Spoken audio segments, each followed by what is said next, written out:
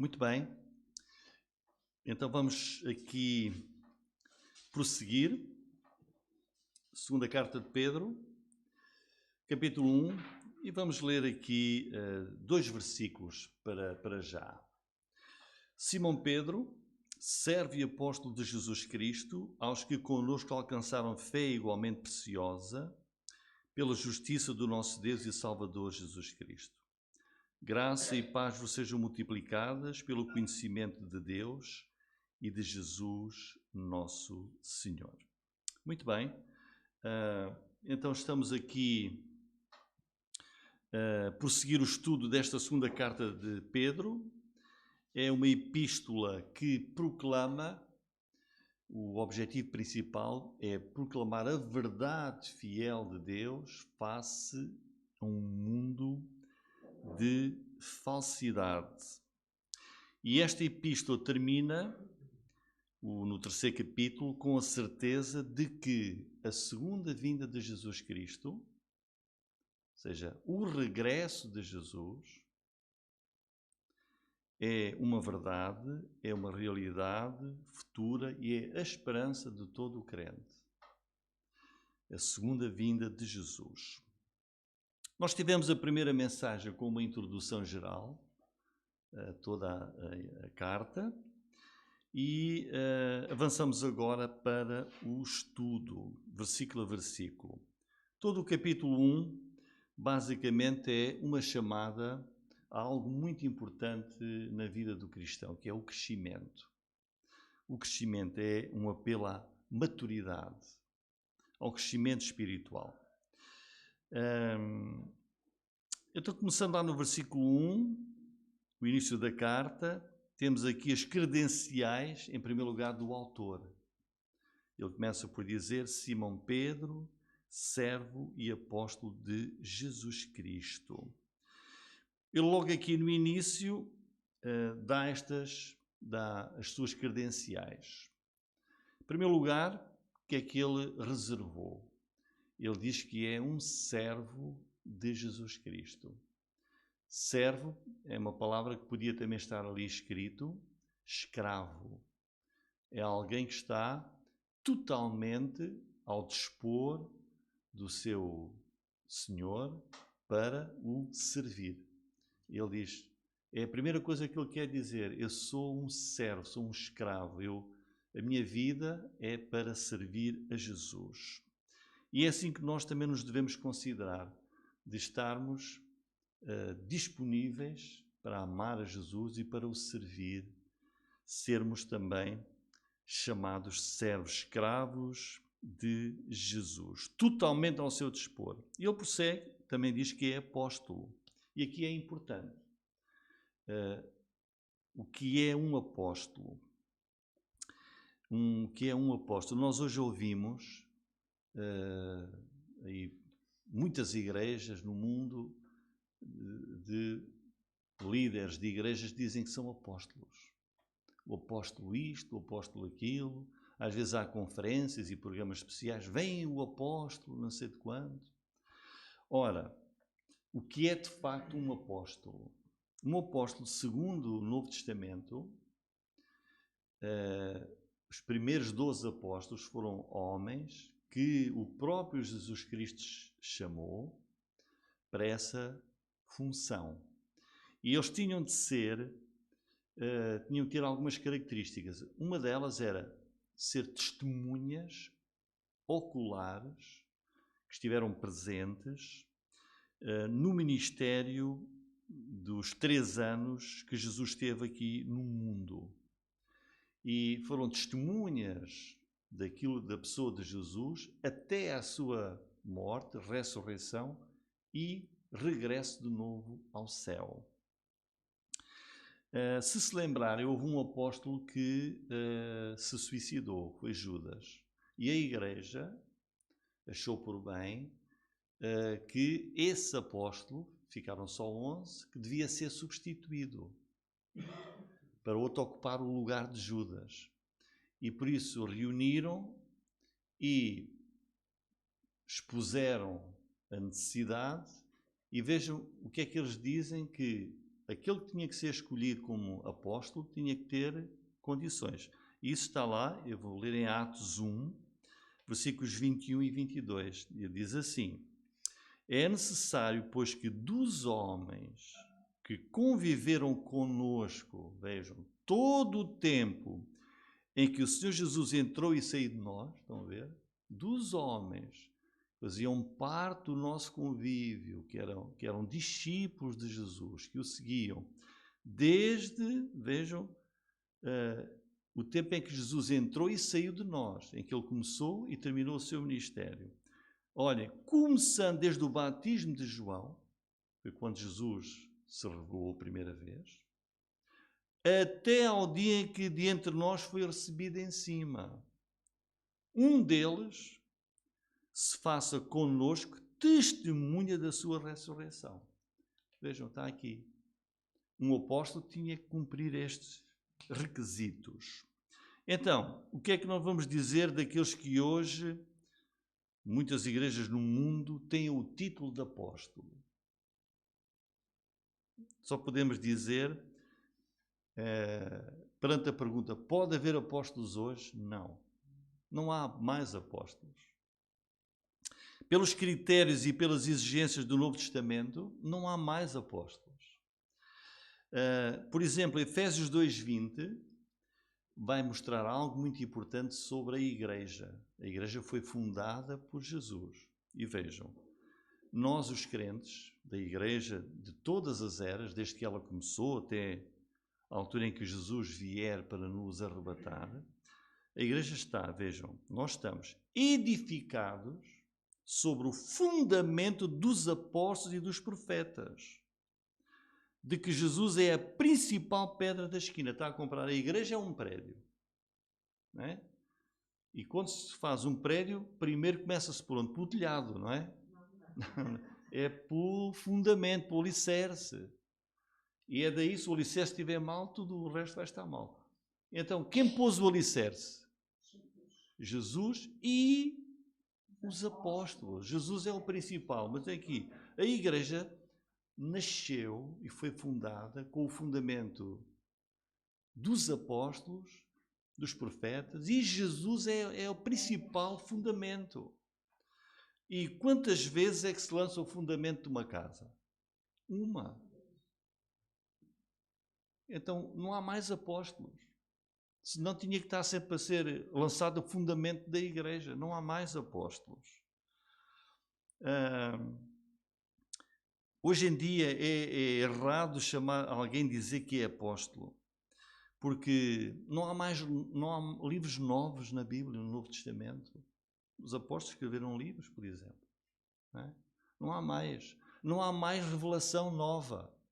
Se houvesse apóstolos, podiam escrever mais um livro e juntava-se à Bíblia.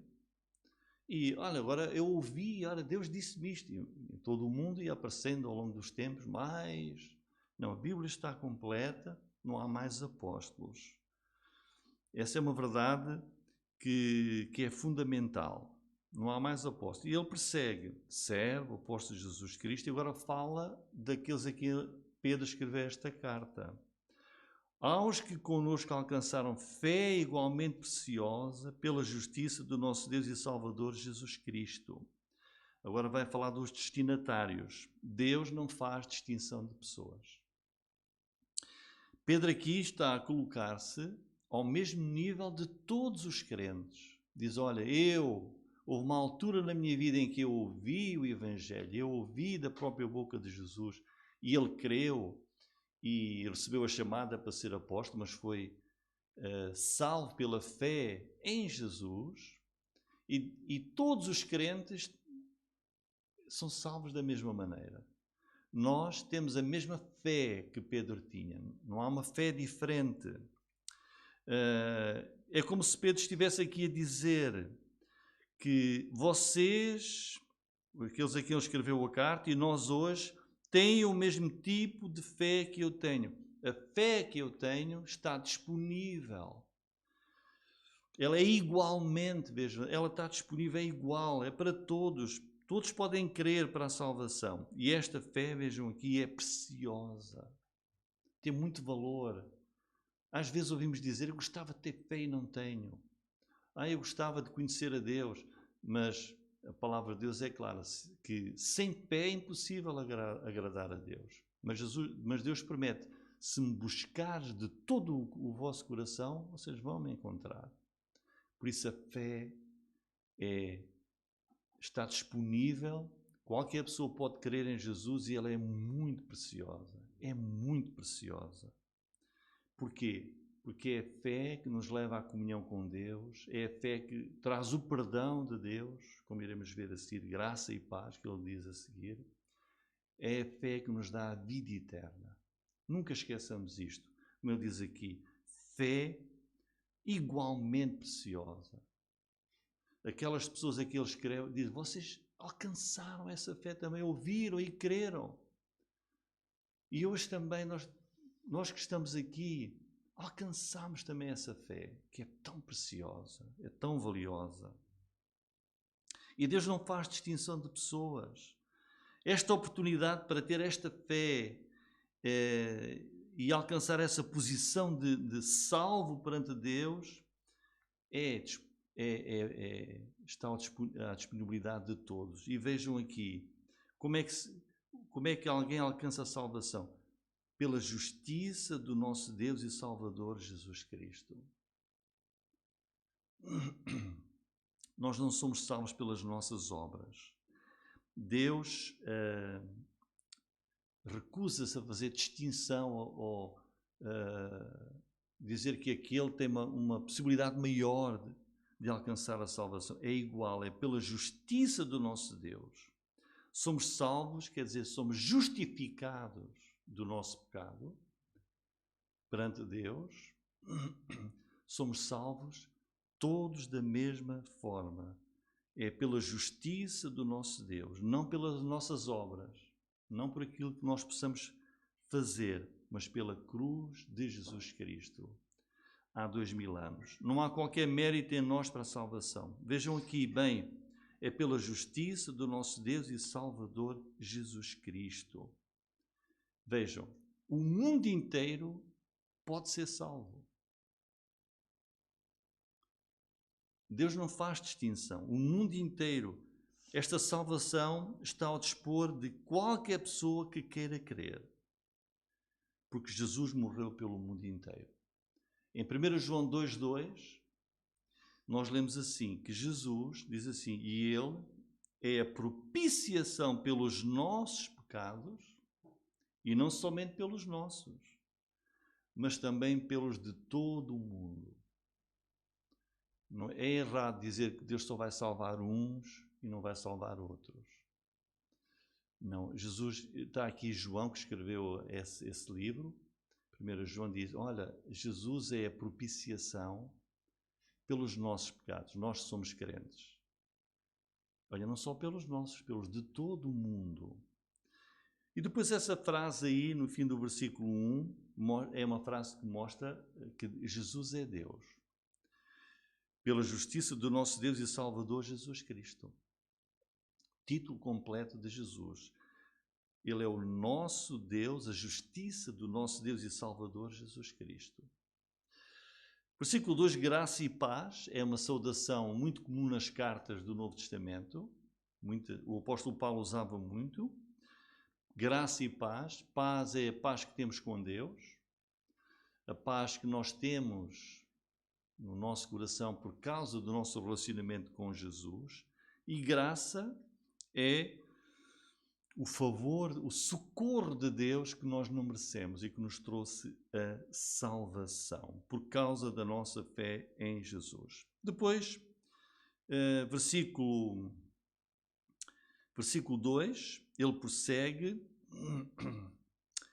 e introduz aqui uma coisa muito importante para a nossa vida, que é o conhecimento de Deus e de Jesus. Isso é indispensável.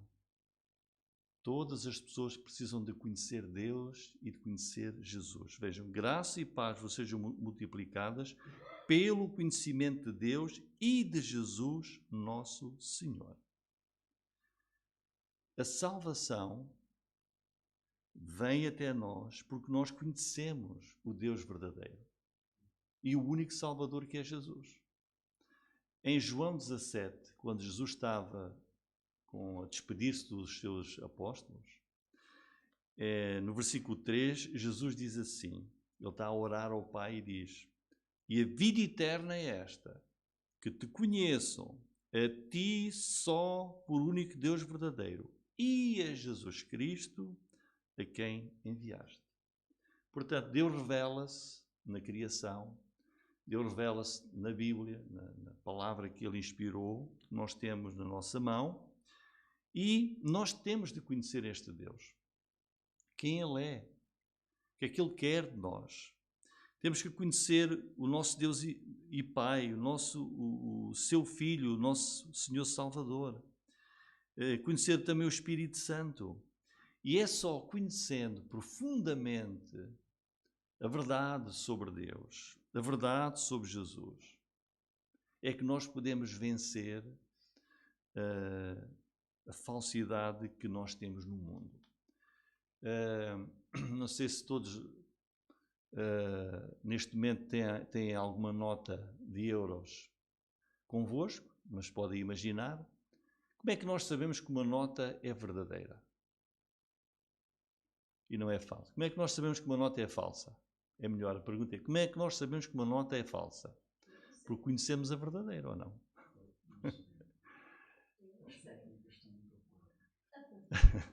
Só quando a gente conhece a verdadeira é que a gente diz: esta é falsa.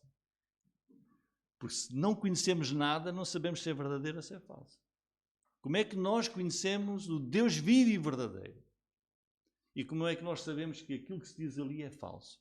É porque nós conhecemos, diz aqui, temos conhecimento do verdadeiro Deus e do verdadeiro Salvador, que é Jesus. Isso é muito importante.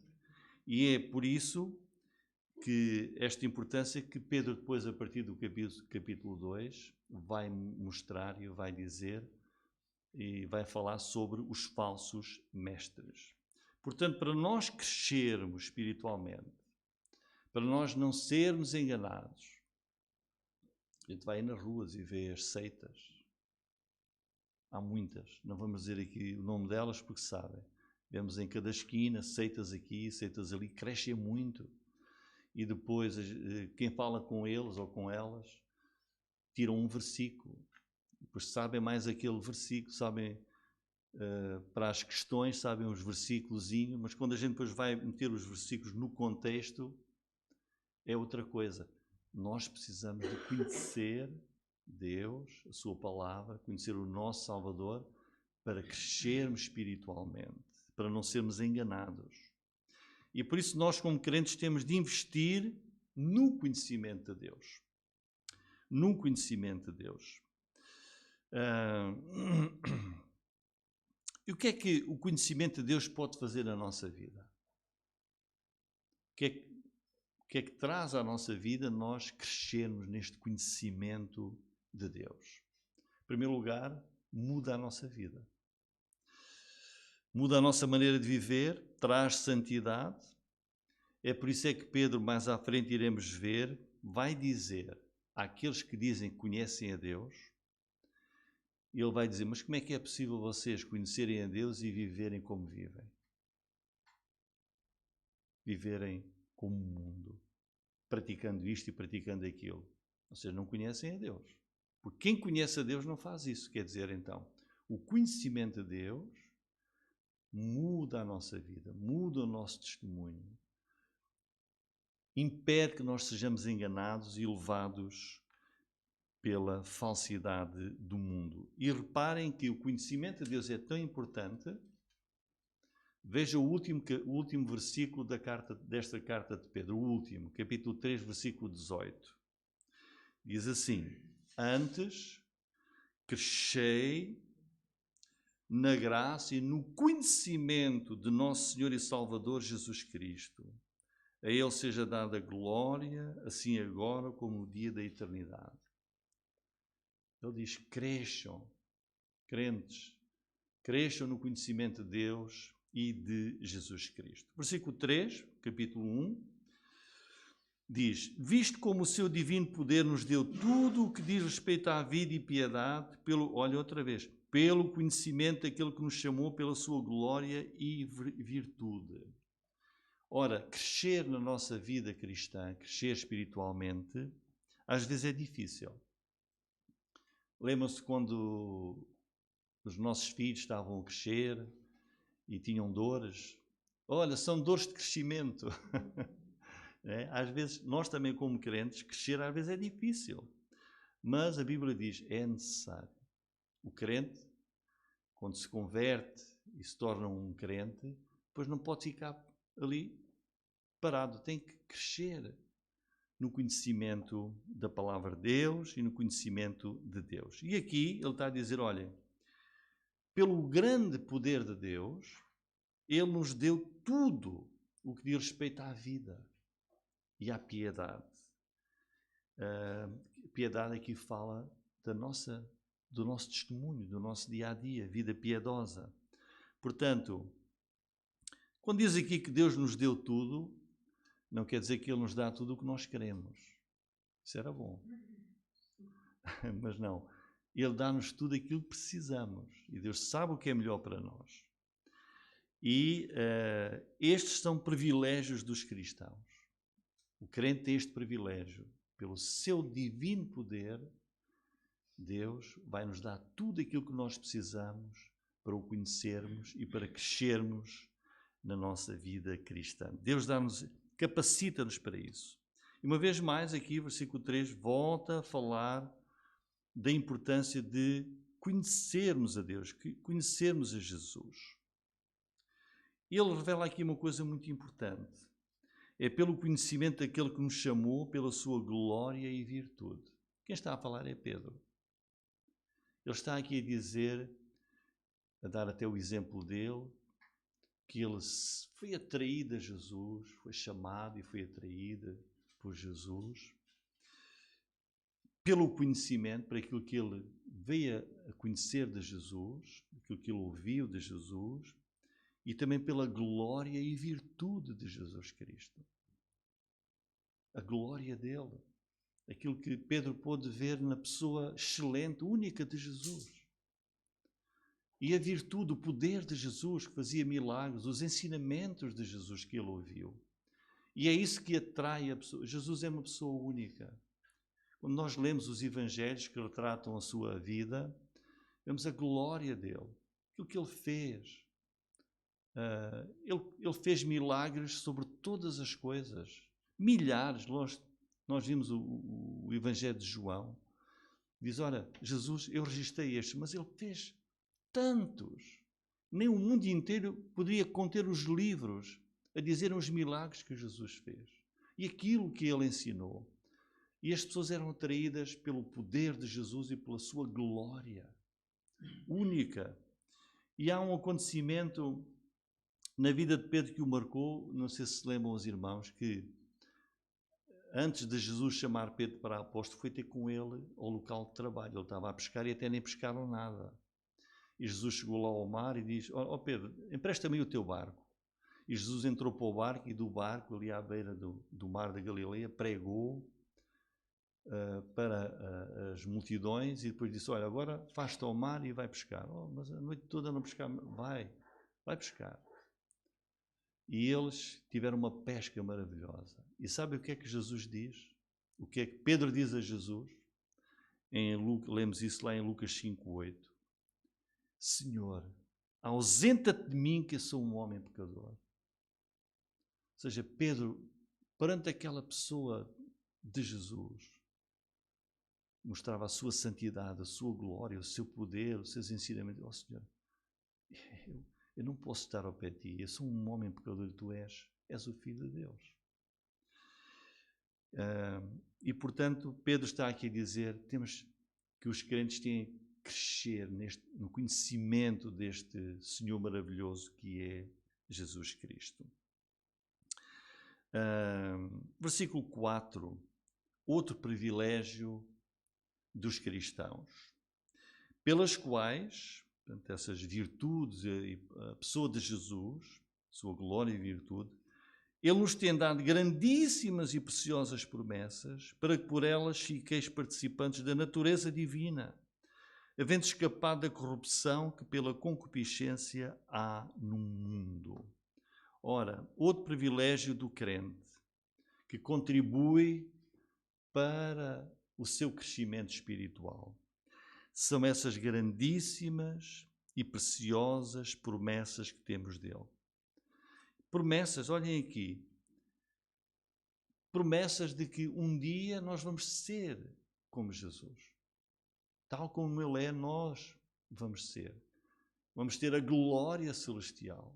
Vamos ser participantes da natureza divina, vamos ser santos, perfeitos. Nós temos essa promessa e enquanto estamos cá neste mundo, em que nós vemos a nossa imperfeição, as nossas fraquezas, mas nós que amamos a Jesus dizemos, sim, mas eu tenho essa promessa, eu vou estar na glória com Ele, vou ser participante da natureza. Vejam aqui, participantes da natureza divina. Aquilo que Deus é, nós vamos ser transformados para sermos como Ele é. Então as promessas, esta promessa que nós temos, o que é que nos leva? Sim, mas então, enquanto eu viver cá, eu já quero ser o mais possível como Deus é. Portanto, as promessas de Jesus transformam a nossa vida como crentes. Transformam-nos. Para quê? Como diz aí, fim do versículo 4, escapando da corrupção que pela concupiscência há no mundo. O crente é diferente. Não podemos ser crentes e entrar nesta casa, entrar numa igreja e depois sair daqui, sermos como o mundo. Não. As preciosas promessas, a glória de Jesus, a virtude de Jesus, o conhecê-lo, leva-nos a não, eu não quero ser como o mundo. E por isso nós fugimos, escapamos da corrupção que pela carnalidade existe no mundo. Esse é o testemunho do cristão. Estes valores cristãos tornam-se visíveis em nós, porque nós temos estas promessas e conhecemos a pessoa de Jesus e a pessoa de Deus. Depois, versículos 5 até 7, temos aí, até vou pedir ao Daniel se ele depois pode pôr ali uma imagem. Temos aqui a escada do crescimento. Estão a ver, temos aqui uma escada. Aqui por cima estamos mais em cima, não é? Mas por isso temos que ir pela escada, de grau a degrau, vamos subindo até ficarmos mais em cima. E no nosso crescimento, nós começamos também. Começamos quando cremos em Jesus. E como é que nós crescemos? De grau a degrau. Podes pôr ali aquela imagem? Estão a ver ali? É isso que a gente vai ver agora, olha ali, até chegar lá em cima, de grau a degrau. Vamos sempre crescendo. E vamos ver aqui várias coisas, estão aqui. A escada do crescimento. Por tudo aquilo que nós somos e sabemos de Deus, está aqui a dizer, vejam o versículo 5, o crente não se pode acomodar. Olha o que é que diz. Vós também, pondo nisto mesmo toda a diligência, acrescentai à vossa fé a virtude. Depois vai prosseguindo. A nossa vida cristã é um avançar com diligência, vejam, com perseverança, com dedicação. Temos que avançar na nossa vida cristã. E qual é a primeira, a base? Começamos como? Com fé. Fé é o início da nossa vida cristã, não é?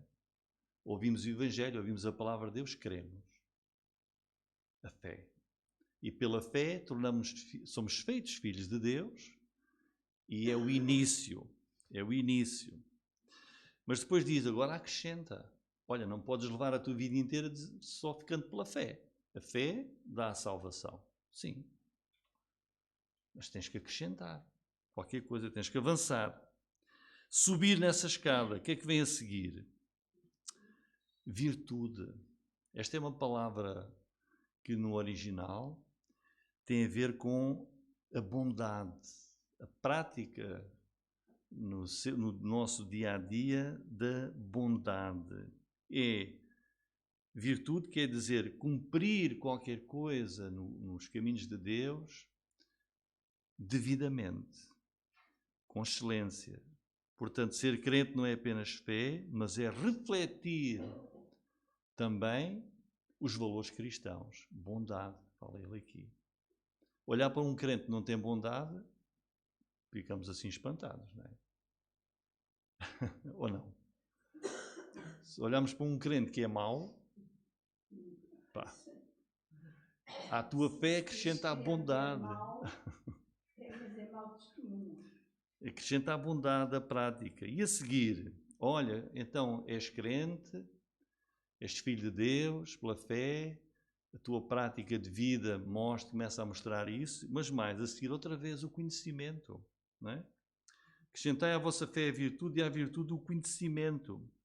Mais uma vez, não pode faltar ao crente o saber mais e mais sobre Jesus, mais e mais sobre Deus, sobre os caminhos de Deus, sobre a sua palavra. Conhecer sempre mais e mais. Não podemos ficar parados. Acrescentar, como diz ali. E a seguir, temperança nessa escada do crescimento.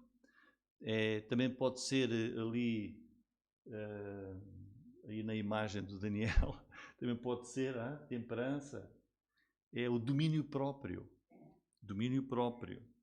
Em todas as áreas da nossa vida. Vamos comer? Calma. Temperança. Vamos beber? Calma. Bebe com temperança. Controla as tuas paixões. Vence os vícios. Vence a irritabilidade. A raiva ou vingança, enfim, autocontrole. Essa é outra evidência que o crente está a crescer. Nas situações do dia a dia é temperado, tem domínio próprio. E a seguir, paciência. Também pode ser a perseverança, que é continuar e suportar as coisas em circunstâncias difíceis. Conta-se, acho que já contei aqui, vou contar outra vez, que um crente pedia a Deus paciência. E quanto mais paciência pedia, mais coisas difíceis vinham que ele passava-se. Ele dizia, Deus não responde às minhas orações porque eu peço paciência. Olha, então Deus pedes paciência. Ele está-te a dar situações para tu pôres em prática a paciência. Como é que sabes que tens paciência? Pedes paciência. Deus põe-te numa situação difícil e diz, agora tens que ter paciência. E ele achava que não. Portanto, paciência nas circunstâncias difíceis, nas adversidades.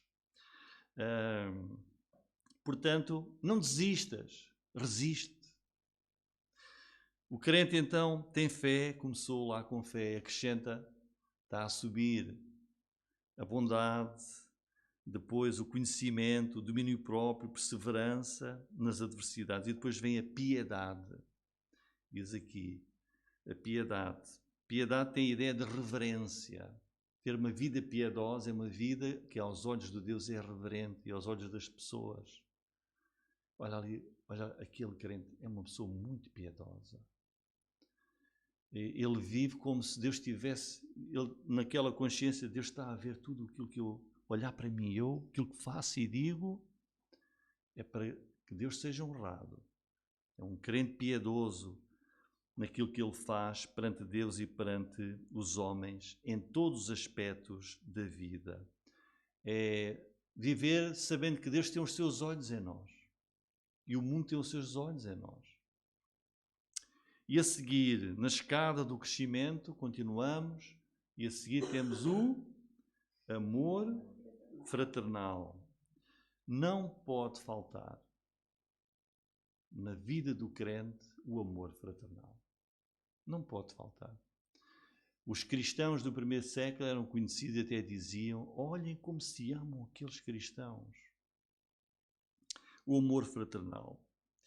E de facto, em 1 João 4,20, que o Daniel acho que vai pôr ali, que é o livro que está a seguir, diz assim, se alguém diz, eu amo a Deus e odeia seu irmão é mentiroso. Pois quem não ama o seu irmão ao qual viu, assim, então não amas o teu irmão que está aí ao teu lado, o teu irmão na fé? Eu amo muito a Deus. Então não amas o teu irmão que tu vês e dizes que amas a Deus que não vês. Não é? Como pode amar a Deus se não ama o seu irmão? Portanto, alguém que não ama o seu irmão na fé está a mostrar que esse crente não está a crescer nada, não cresceu nada na sua vida. Não cresceu nada na sua vida. É, como diz ali, se alguém diz que eu amo a Deus e odeio o seu irmão, é mentiroso. Amar os outros nossos irmãos acarreta orar com eles, orar por eles, levar os fardos uns dos outros, permanecer em unidade suportando a diferença. Eu lembro-me que eu comecei a minha vida cristã numa igreja de interior, em Beja, só havia aquela igreja. A mais próxima era em Évora, eram 70 quilómetros, não é? E por aí afora. Mas quando alguns crentes na igreja tinham opiniões diferentes, ou há sempre um problema aqui, outro ali, a pessoa não se ia... então vou para outra. Não. O amor fraternal leva a que, mesmo nas diferenças, os irmãos se perdoem e se desculpem e se abracem e permaneçam. Mas hoje não. Hoje as pessoas estão numa igreja, se alguém diz alguma coisa que não gostaram, ou se ninguém diz nada, aquela igreja é muito fria. E pronto. Para o domingo que vem vou a outra. E depois lá está mais uns tempos, e depois se há uma coisa correr mal, vou para outra. Não é assim, não é? O amor fraternal, procurar preservar a unidade na igreja, suportando diferenças. E por isso se repete, um irmão que não ama o seu irmão na fé, mostra que afinal ainda não cresceu. Ainda não cresceu. E por fim, pode parecer uma repetição, mas o que é que diz o versículo 7? E ao amor fraternal, o amor. Essa é a coroa. O amor. O amor mostra o avanço do verdadeiro cristão.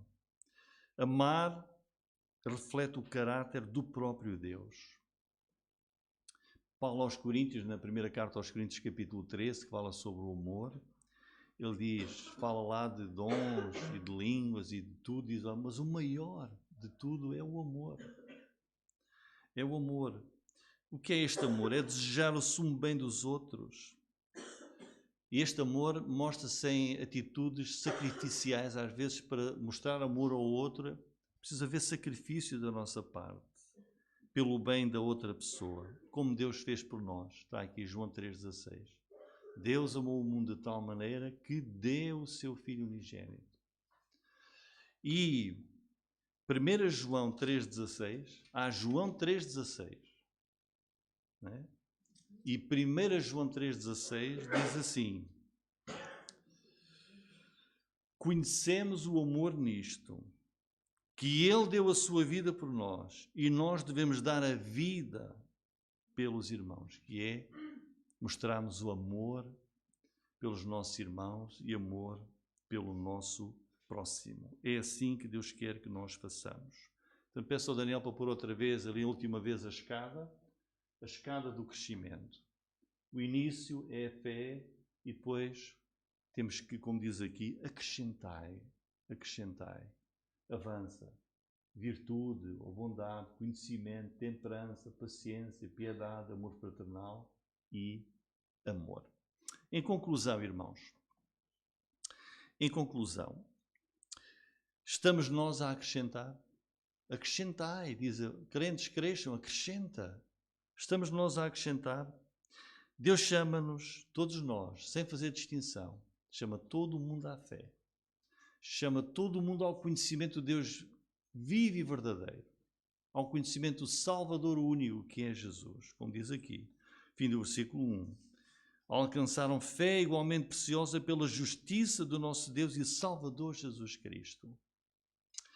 Somos crentes, escapamos, fugimos da corrupção do mundo, da carnalidade que desagrada a Deus. Cresçamos como crentes, acrescentai, avançai até à maturidade. Glória ao nome de Jesus. Amém, irmãos.